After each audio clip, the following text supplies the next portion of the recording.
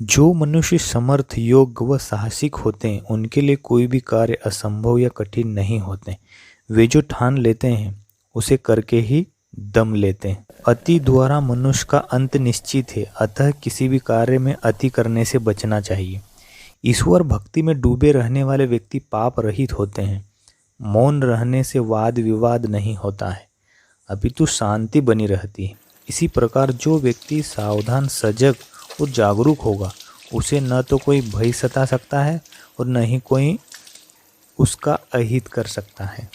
पिता को अपनी संतान का 5 वर्ष तक लाड़ प्यार के साथ पालन पोषण करना चाहिए तथा इसके बाद अगले 10 वर्षों तक उस पर सख्ती रखें, क्योंकि यही समय उसके व्यक्तित्व निर्माण का होता है। यही समय उस नींव की तरह होता है जिस पर उसका श्रेष्ठ जीवन निर्भर करता है।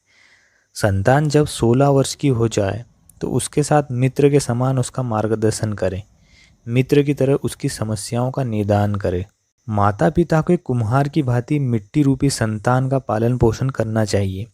इसका अर्थ यह है कि जिस तरह से कुम्हार मिट्टी के बर्तनों को कभी सहलाकर, कभी थपथपाकर व कभी पीटकर उसे मजबूत बनाता है, उसी तरह माता पिता को भी अपने बच्चों से कभी स्नेह व लाड़ प्यार व कभी डांट कर शिक्षा देना चाहिए। जो व्यक्ति देश राज्य में होने वाले भयंकर उपद्रवों, दंगे फसाद, शत्रु द्वारा किए गए आक्रमण, भयंकर अकाल तथा दुष्टों की संगति से सुरक्षित बच निकलता है, वही अपनी जीवन की रक्षा करने में समर्थ होता है। अतः जीवन रक्षा हेतु मनुष्य को परिस्थिति के अनुसार स्वयं को परिवर्तित कर लेना चाहिए। धर्म, काम, अर्थ और मोक्ष यह चारों जीवन के महत्वपूर्ण अंग कहे गए हैं।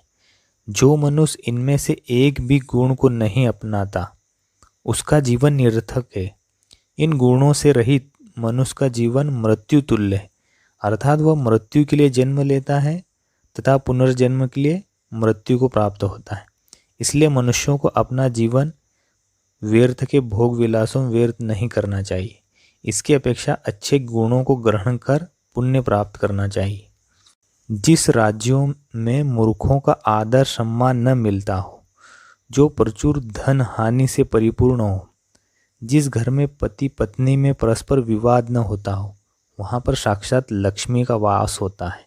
उसी स्थान पर कभी किसी वस्तु का अभाव नहीं होता है।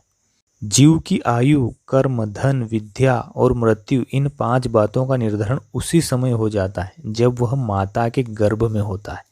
यह 5 बातें ईश्वर के अधीन है, इनमें कोई भी परिवर्तन नहीं कर सकता, लेकिन फिर भी मनुष्य को पुरुषार्थ करते रहना चाहिए।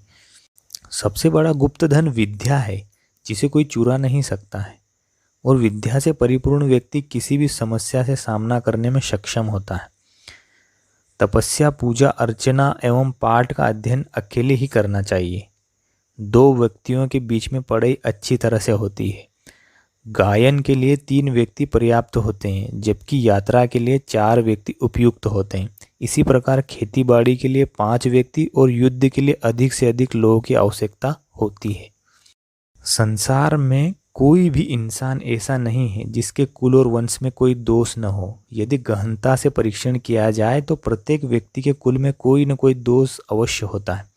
इसी प्रकार संसार में ऐसा कोई व्यक्ति नहीं है जो निरोगी या सुख संपदा से परिपूर्ण हो, अर्थात दुख, कष्ट, पीड़ा एवं बीमारी कभी न कभी अवश्य मनुष्य को जकड़ती है।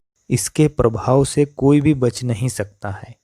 सुख, दुख एवं उतार चढ़ाव प्रत्येक मनुष्य के जीवन में आते जाते हैं, लेकिन मनुष्य को असहाय होने के स्थान पर साहसपूर्वक इसका सामना करना चाहिए। दुराचारी, पापी, दुर्जन और दुष्ट संगत वाले व्यक्ति से बुद्धिमान व्यक्ति भी कुछ समय उपरांत नष्ट हो जाते हैं। इसलिए ऐसे लोगों की मित्रता से हमेशा बचना चाहिए। दोस्तों, ये अच्छी बातें मैंने आपको चाणक्य नीति बुक से बताई है। दोस्तों, इस बुक में बहुत सारी और भी अच्छी बातें हैं जिन्हें हम जानकर, सीखकर हम अपने जीवन को और अधिक बेहतर कर सकते हैं। अगर आप ये बुक खरीदना चाहते हैं तो डिस्क्रिप्शन में लिंक दिया गया है, जहां जाकर आप इसे परचेस कर सकते हैं। दोस्तों, वीडियो कैसे लगा आपको लाइक और कमेंट करके ज़रूर बताएं, और अभी आप हमारे चैनल पे नए हैं तो जल्दी से चैनल को सब्सक्राइब कर बेल आइकन को जरूर प्रेस कर ले, ताकि इस तरह की अच्छी वीडियो आपके मोबाइल पर सीधे पहुंच सके। मिलते हैं दोस्तों अगले वीडियो में, तब तक के लिए अपना ख्याल रखें।